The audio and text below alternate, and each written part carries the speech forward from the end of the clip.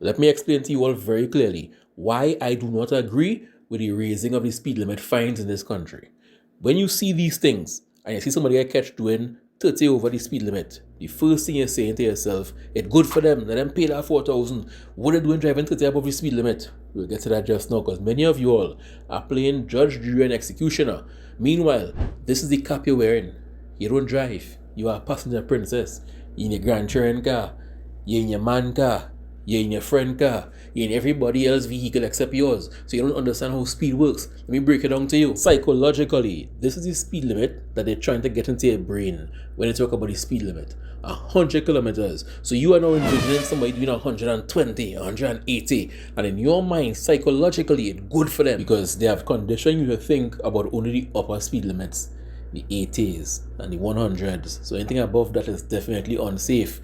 But do you know that on Maraval Parkway, everybody who drives here daily breaks the speed limit? Not because they are a criminal, not because they just want to drive dangerously, but because it's practically a straight road with a 50 kilometer hour speed limit. If everyone actually drove the speed limit on this stretch here, heading either out or in, traffic will be backed up for 2 miles down the road, especially at peak time. The authorities know this. That is why they love to come here to catch you doing 51 kilometers in a 50 kilometer zone. And just like that, you now owe the government $2,000. But look at this, because the speed limit fines aren't really proportioned. If you got caught doing 65 kilometers per hour here, the same speed limit that you are allowed to do around the savannah with people crossing, there's a giant circle and tourists taking pictures, you are allowed to do 65 kilometers there but 50 here. If you got caught doing 65 here, you now owe the government $3,000. And they know this, which is why they are often on Maraval Parkway. But it continues. The speed limit for the majority of the Lady Young is 50 kilometers per hour. But you see, all year, you're safe. Don't say that speed limit. You know where you go find them? On the other end. Right as they're coming down the incline. Anywhere around here, you'll see them around the bend. Right here, where you're getting down. I'm in low gear, trying to keep that speed limit right now. People behind you blowing beep, beep, beep, beep, beep, because we're doing the road clear, bro. What's going on with you? And then when the speed limit changes from 50 to 65, you know where you'll catch them? You'll catch them lower down on top of your walkover. Right there, they will catch you.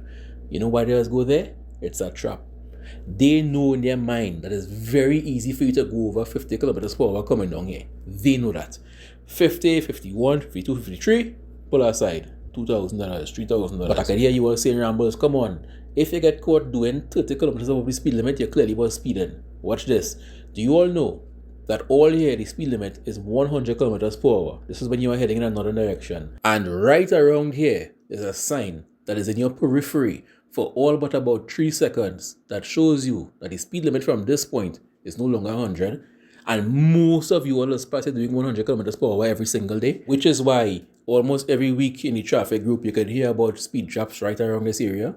Why I think they just come in this area here? Because they know that you're all thinking psychologically that all this here is part of the highway and the speed limit is 100 kilometers. And just like that, you got caught doing over 30 kilometers above the speed limit and you now owe the government $6,000. And the thing is, there are more 60 kilometers per hour speed signs lower down.